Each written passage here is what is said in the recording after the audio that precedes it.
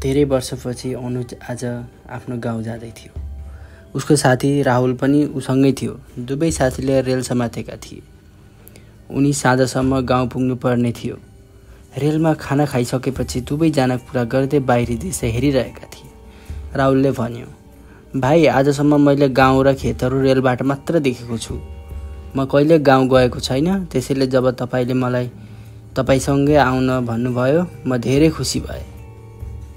यो सुनेर अनुज हाँस्न थाल्यो। उसले भन्यो, धेरै खुसी नहुनुहोस्, एकै दिनमा गाउँ तिमी समस्यामा पर्नेछौ। यहाँ राम्रो बत्ती छैन, इन्टरनेट छैन। यो सुनेर राहुल हाँस्न थाले। दुवै रेल एकै ठाउँमा रोकिए। गाडी रोकिएको 2 घण्टा बितिसकेको थियो। त्यसपछि त्यहाँबाट टिटी गइरहेको थियो। सोद्धा उनले अगाडिको ट्र्याक बिग्रिएको छ र काम भइरहेको बताए। रेल कम्तीमा 6 घण्टा ढिलो हुनेछ। म रेलमा बसिरहेको बेला रात पर्यो। दुवै रेल राति 1 बजे गाउँ नजिकैको स्टेसनमा पुग्यो। रेलबाट ओर्लिएपछि दुवैजनाले सवारी खोज्ने प्रयास गरे, तर कुनै पनि सवारी भेटाउन सकेनन्। दुवैजनाले पैदलले गाउँ जाने निर्णय गरे। स्टेसन बाहिर एउटा चिया पसल थियो। दुवैजना उनी कहाँ गए। अनुजले भन्यो, भाइ, चिया बनाउनुहुन्छ? चिया बेच्नेले भन्यो, हो, तिमी बस, म तुरुन्तै बनाउँछु। दुवैजनाले चिया पिए, पैसा तिरेर हिँड्न थाले। त्यसपछि चिया बेच्नेले भन्यो, भाइ, अहिले गाउँ नजानुहोस्, मेरो कुरा सुन्नुहुन्छ भने यही बस्नुहोस्। त्यहाँ रातमा पिशाचको आतंक हुन्छ। उसले जो कोहीलाई पनि आफ्नो शिकार बनाउन सक्छ।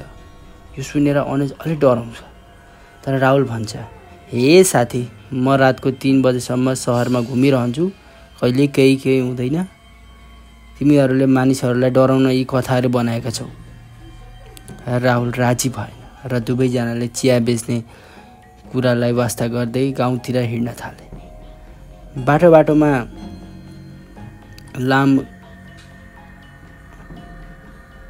बाटोभन्दा लामो थियो। त्यसैले अनुजले राहुललाई सानो बाटोमा लैजान्छ। बाटो साँघुरो थियो, त्यसैले अनुज अगाडि हिँडिरहेका थिए र राहुल पछाडि हिँडिरहेका थिए। अनुज कहिलेकाहीँ पछाडि फर्केर राहुललाई हेर्थ्यो र उनीसँगै कुरा गर्दै अगाडि बढिरहेको थियो। राहुल पनि उनले भनेको कुरामा सहमत हुन्थ्यो। केही समयपछि अनुजलाई लाग्यो कि राहुलले कुनै प्रतिक्रिया दिइरहेको छैन। उसैले पछाडि फर्केर हेऱ्यो र त्यहाँ राहुल थिएन। अनुजले गनगनाउन थाल्यो, हे भगवान्, यो कहाँ गयो? मलाई आशा छ कि ऊ त्यहाँ कतै गएको छैन। उसले पिसा फेर्न छोडेको हुनुपर्छ। उसले बिस्तारै राहुललाई फोन गर्न थाल्यो, तर कुनै प्रतिक्रिया आएन। अब ऊ छिटो गाउँतिर लाग्यो ताकि उसले कसैलाई मद्दतको लागि बोलाउन सकोस्। अनुज भर्खरै केही टाढा हिँडिरहेको थियो। त्यसपछि राहुलले पछाडिबाट बोलाए, अनुज, तिमी मलाई छोडेर गयौ। अहिले म तिम्रो गाउँ हेर्न चाहन्छु। अनुजले पछाडि फर्केर हेऱ्यो र अँध्यारोमा एउटा छाया देख्यो। उसले भन्यो, अरे साथी राहुल, कहाँ गयौ? म धेरै डराएको थिएँ। राहुलले भन्यो, कतै पनि छैन, म त यहाँ मात्र थिएँ, गाउँ जाऊ। अनुजलाई लाग्यो कि राहुलले आवाज अलि परिवर्तन भएको छ। उसले फर्केर हेऱ्यो र राहुलको आँखा रातो भएको देख्यो। अनुजले भन्यो, तिमीलाई के भयो र? तिम्रो आँखा किन रातो भएको छ? राहुलले मुस्कुराउँदै भने, केही छैन, म थाकेको छु, तिमी छिटो जाऊ। दुवै गाउँ पुग्न लागेका छन्। झगडा सुरु हुने बित्तिकै त्यहाँ काँचो काठले बनेको ठुलो ढोका थियो। अनुज त्यो ढोकामा पुग्छ। अनुज भन्छ, हेर राहुल, गाउँमा आएको छ। राहुल ठुलो स्वरमा चिच्याउन थाल्छ, तिमीमा धेरै साहस छ, तिमी मलाई फसाउन यहाँ आएका छौ। अब हेर म तिमीलाई के गर्छु। अनुज ढोकाको अर्को छेउमा उभिरहेको थियो। अनुजले भन्यो, राहुल, तिमी के भन्दैछौ? पर्ख, म तिमीसँग आउँछु। उनी अगाडि बढ्छन् थाले। त्यसपछि कसैले उसको हात समातेर पछाडि ताने। अगाडि गाउँको मुखिया गंगा प्रसादजी उभिरहनु भएको थियो। उसले भन्यो, तिमी बच्यौ, नत्र तिमी पनि मरिने थियौ। तिमी को हौ?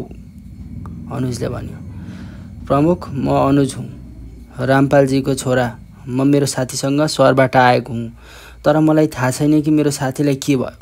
प्रमुखले भन्न थाले। तिम्रो साथी मर्यो। मेरो अगाडि भएको मान्छे त राक्षस हो। बुझ्नुहोस् कि तपाईँको साथीले तपाईँको जीवन बचायो, नत्र तपाईँ पनि उसँगै बन्ने थियो। हामीले यो ढोकालाई मन्त्रले बाँधेका छौँ, त्यसैले यो राक्षस भित्र पस्न सक्दैन, अनुजले भने। तर मुखियाजी, ऊ त अगाडि बढिरहेको छ, प्रमुखले भने। अगाडि एउटा पिशाच उभिरहेको छ, ऊ यो ढोकाबाट भित्र आउन सक्दैन। यसैले तपाईँको साथीलाई आफ्नो शिकार बनाउन यसको प्रभाव न्यूनतम भएकोमा आभारी थिए। त्यसपछि उसले तिमीलाई यहाँ छोड्यो। तिम्रो मित्रताको कारण उसले पिशाचलाई टाढा राख्यो। अनुजले देख्यो कि राहुल उसको अगाडि रोइरहेको थियो। उसले भन्यो, जा भाइ जा, तिमीलाई राति यहाँ ल्याएकोमा मलाई माफ गर, तर हामी त्यही बसेको भए म पनि बस्न सक्थेँ। त्यसपछि पिशाचले आफ्नो स्वरमा भन्यो, आज उसले तिमीलाई बचायो, तर कुनै दिन म तिमीलाई मारेर तिम्रो रगत पिउनेछु, जस्तै मैले पिएको थिएँ। त्यसपछि राहुल लड्छन्। प्रमुखले भन्छ, यहाँबाट जाऊ, हामी बिहान उसको लास लैजान्छौँ। दुवैजना गाउँतिर अगाडि बढ्छन्। अनुज अझै रोइरहेको थियो। मुखियाजी आफ्नो घर पुग्छन्, ढोका ढकढकाउँछन्। रामपालजी बाहिर निस्किन्छन्। मुखियाजी र अनुजलाई देखेर उनीहरू छक्क पर्छन्। मुखियाले भन्छन्, भाइ रामपाल, तिमीले आफ्नो छोरालाई यो गाउँमा रातको समयमा आउन निषेध गरिएको छ भनेर भनेनौ? उसको साथीलाई पिशाचले मारेको थियो। उसको साथीको कारणले ऊ बच्यो। रामपालजीले मुखियाजीलाई धन्यवाद दिए। त्यसपछि उसले अनुजलाई अँगालो हाल्यो, तर अनुज गहिरो मौनतामा थिए। उनी गहिरो स्तब्ध भए। ऊ अहिले रोइरहेको थियो। प्रमुख फर्किए। भोलिपल्ट बिहान राहुलको शव गाउँमा ल्याइयो। त्यसपछि उनको दाह संस्कार गरियो। अनुज अब सहर जान चाहिँदैन। अहिले उनी गाउँमै बसिरहेको छन् र ऊ गाउँमै बसेर आफ्नो साथीको मृत्युको बदला लिन चाहन्थ्यो। राहुल मृत्युको बदला कसरी लिने भन्ने बारेमा अनुज धेरै चिन्तित थियो। उसले गाउँका बुढापाकाहरूलाई भेट्यो। उसले भने, गाउँमा एउटा तान्त्रिक आएको थियो। मानिसहरूले उनलाई धेरै सम्मान दिए। उनी गाउँलेहरूबाट पैसा लिन्थे र बक्सीको सहायताले कसैसँगको शत्रुको बदला लिन उनीहरूलाई मद्दत गर्थे। यसरी सम्पूर्ण गाउँ एकअर्काको शत्रु बने। त्यसपछि यो रक्तपात रोक्न पञ्चायतले तान्त्रिकलाई गाउँबाट निष्कासन निर्णय गर्यो। तर उसले सबैलाई नष्ट गर्ने धम्की दियो। यसकारण गाउँलेहरूले उनीहरूसँग धेरै रिसाए थिए। एक दिन तिनीहरूले तान्त्रिकलाई जिउँदै जलाए।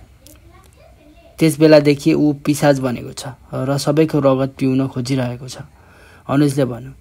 तर यसको समाधान त अवश्य हुनुपर्छ।